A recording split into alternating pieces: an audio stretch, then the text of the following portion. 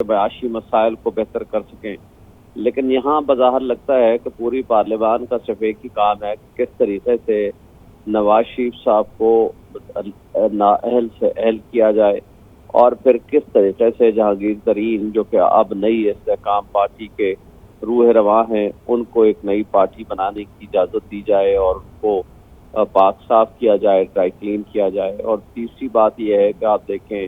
اگر article 62(1)(f) کا case ہے تو اگر اس کے اندر کسی کی نااہلی ہے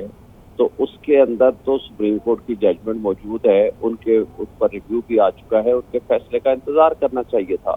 پھر اگر سپریم آئین کے اندر اگر کوئی ایک میٹر انوالو ہے تو پھر اس کو قانون کے ذریعے تو تبدیل نہیں کیا جا سکتا نا، پھر آئین میں تبدیلی کی ضرورت ہے جس کے لیے 2/3 امینڈمنٹ ضروری ہے، 2/3 کے ذریعے ہی آئین میں ترمیم کی جا سکتی ہے۔ اب اگر قانون کے ذریعے ترمیم کر کے اس کا اطلاق آپ آئین کے اوپر کر دیں گے تو بظاہر یہ غلط ہے۔ دوسری بات یہ ہے کہ کوئی بھی قانون جو پرسن اسپیسیفک ہوتا ہے، یعنی کسی ایک شخص یا دو اشخاص کو بینیفٹ کرنے کے لیے ہوتا ہے، وہ بھی عام طور پر ان کانسٹیٹیوشنل اینڈ ان ریزنیبل ہوتا ہے اور پرسن اسپیسیفک ہوتا ہے، اور اس کو بھی عدالتیں ختم کر دیا کرتی ہیں، اس کو الٹرا وائرس ڈکلیئر کرتی ہیں یا آئین کے منافی قرار دیتی ہیں۔ تو اس طرح کی، اور پھر جو دیکھیں پریزیڈنٹ کے پاس جو پاور تھی اس کو بھی ختم کر کے یہ کہا گیا کہ جی الیکشن کمیشن کو پاور ہم دے رہے ہیں، تو جو آرٹیکل میں دی گئی پاورز ہیں، مثلا آرٹیکل 112 ہے یا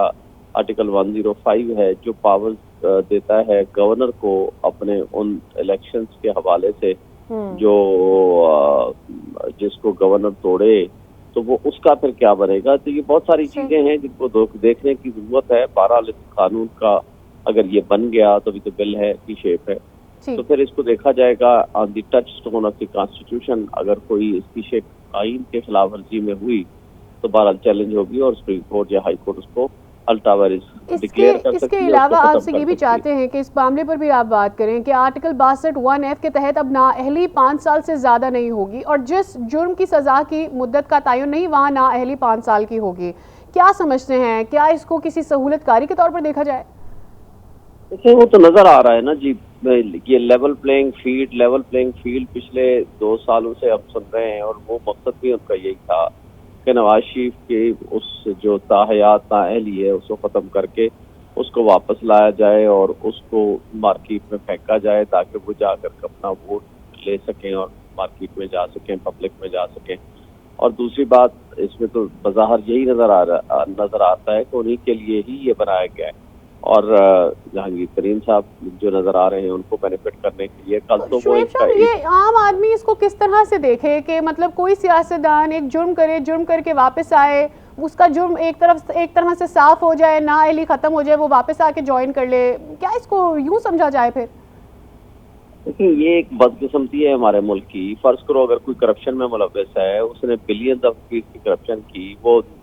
اس کے اوپر جرم ثابت ہو گیا اور وہ نااہل ہو گیا، اور اس جرم ثابت ہونے کے بعد جب وہ دوبارہ آئے گا 5 سال بعد، اس کو پھر وہ الیکشن میں آ جائے، پھر اس کو موقع ملے، پھر آ کے وہ کرپشن کرے اور جا کر کے پھر پیسے کمائے، اور جب سزا ہوگی تو دیکھی جائے گی۔ تو میرا خیال ہے کہ ان چیزوں کو پارلیمان کو یہ ساری چیزیں دیکھنے کی ضرورت ہے، جس کے لیے آئین میں ترمیم کرنے کی ضرورت ہے۔ اگر ٹائم باؤنڈ بھی کرنا ہے تو پھر اس کا کنڈکٹ بھی دیکھا جائے گا کہ کیا وہ کس جرم میں اس کو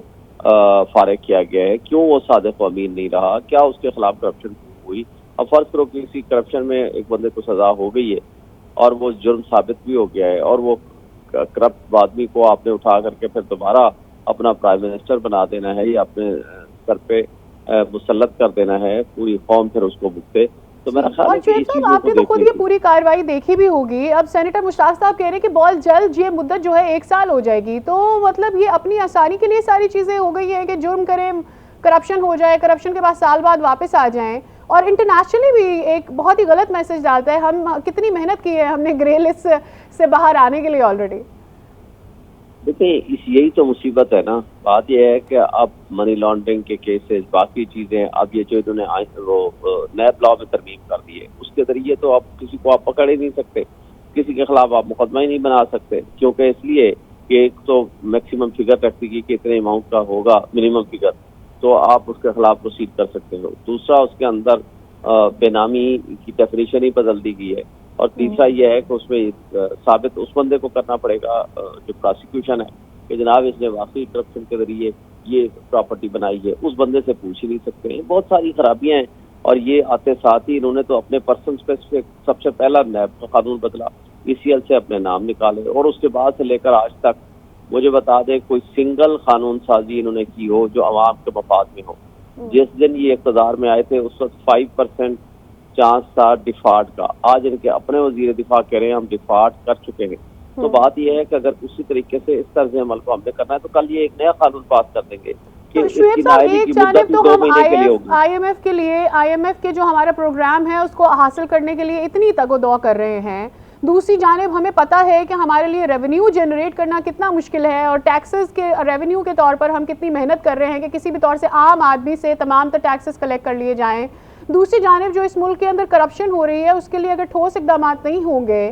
تو پھر ہم ملک کو آگے بڑھتے کیسے دیکھیں؟ دیکھیں مجھے تو لگتا ہے کہ انہوں نے جو کل پرسوں خواجہ آصف کی اسٹیٹمنٹ آپ دیکھیں، اوورسیز پاکستانی جو بلینز آف ڈالرز آپ کو بھیجتے ہیں اور ان کے ہی سہارے آپ کا ملک چل رہا ہے، اگر ان کے خلاف آپ جس انداز میں یہ بول رہے تھے تو بات یہ ہے کہ پھر کیسے ملک چلے گا؟ اس کا مطلب ہے کہ they are not loyal to their country. بات یہ ہے کہ اگر انہوں نے اچھا پھر اس سے آگے بڑھیں، آپ بنیادی انسانی حقوق آپ نے معطل کر رکھے ہیں، سپریم کورٹ کے فیصلے آپ ہی مانتے، آئین کو آپ نے بالکل رون دیا ہے پاؤں تلے، اور جس کو چاہتے ہیں اٹھا لیتے ہیں، جس صحافی کو چاہتے ہیں، جس پولیٹیکل ورکر کو اٹھاتے ہیں، جس وکیل کو اٹھاتے ہیں اس کو لے جاتے ہیں اور حکم کر دیتے ہیں، مسنگ پرسن میں ڈال دیتے ہیں. تو یہ جو طرز عمل اڈاپٹ کر رکھا ہے it is unconstitutional and illegal. اور باہر کی دنیا میں جو کچھ ہمارا چہرہ پیش کیا جا رہا ہے تو مجھے بتائیں ان حالات میں کون آئے گا؟ جس ملک میں جسٹس سسٹم ٹھیک نہیں ہوگا، جس ملک میں رول آف لا نہیں ہوگا، قانون سب کے لیے برابر نہیں ہوگا، تو وہاں مجھے بتائیں کہ کون اپنے پیسے لے کر آئے گا کہ انویسٹمنٹ کرے گا؟ تو ہمارے جو اوورسیز پاکستانی جو ہمارا ایسٹ ہیں ان کو آپ کیا میسج دے رہے ہیں؟ اور پھر جو کچھ ہو رہا ہے جو آپ نے دیکھیں نا، اگر وہ آپ کے پاس پیسے لے کر آئیں اور پیسے آ کر کے وہاں انویسٹمنٹ کریں یا کوئی پراپرٹی لیں یا کوئی چیز لیں، اگر یہاں ہمارا قانون اور انصاف کا معیار ہی نہیں ہوگا، جب آپ کے سارے قوانین ہی کرپشن کی نظر ہو جائیں گے، جب آپ کا پورا نظام ہی کرپشن پہ بیسڈ ہو جائے گا تو اس کا نقصان تو پھر پوری دنیا میں ہمیں بھگتنا پڑے گا. اور وہ ہم بھگت رہے ہیں آپ کے سامنے ہی ہیں. غریب آدمی کے پاس کھانے کو کچھ نہیں ہے، اور جو پارلیمان ہے وہ صرف اپنے لوگوں کے مفاد کے لیے قانون سازی کر رہی ہے، اس کے علاوہ ان کے پاس کوئی ٹائم ہی نہیں ہے پبلک کے لیے وہ کچھ کر سکے. اور جو یہاں فیکٹریاں بند ہو گئی ہیں، لوگوں کی LC نہیں کھل رہی، وہاں جو ہے پورٹ پہ آپ کے شپس کھڑے ہوئے ہیں، ان کا ساروں کا کوئی نظام بنانے کے لیے ان کو میٹنگز کریں، کوئی کمیٹیز بنائیں، ان کے حل کے لیے کو آئیں. وہ صبح شام صرف ایک ہی بات ہے، چیئرمین PTI کے خلاف بولنا ہے، بسم اللہ بعد میں پڑھتے ہیں، اس کے خلاف پہلے بولتے ہیں. اور دوسرا کام یہ ہے کہ کسی نہ کسی طریقے سے اپنے آپ کو اس کے اندر فٹ ان کر سکیں. اور آپ دیکھیں کہ کل کیا تماشا ہوا کراچی میں کہ اب آپ 193 والے کو ہرا دیا، آپ نے 173 والے کو جتوا دیا، اور پھر اس کے بعد پھر کہتے ہیں کہ نہیں کوئی تنقید بھی نہ کرے. تو بھائی لوگ اگر بولنا بھی بند کر دیں گے تو لوگ کدھر جائیں گے؟ لوگ پھر کیا وہ طریقہ کار اڈاپٹ کریں گے؟ لوگ اگر بولنا بھی بند کر دیں گے تو کدھر جائیں گے؟ شعیب شاہین صدر اسلام آباد بار ہمارے ساتھ موجود ہے. بہت شکریہ، آپ نے اپنا وقت ہمارے ساتھ شیئر کیا اور اپنا تجزیہ ہمیں دیا.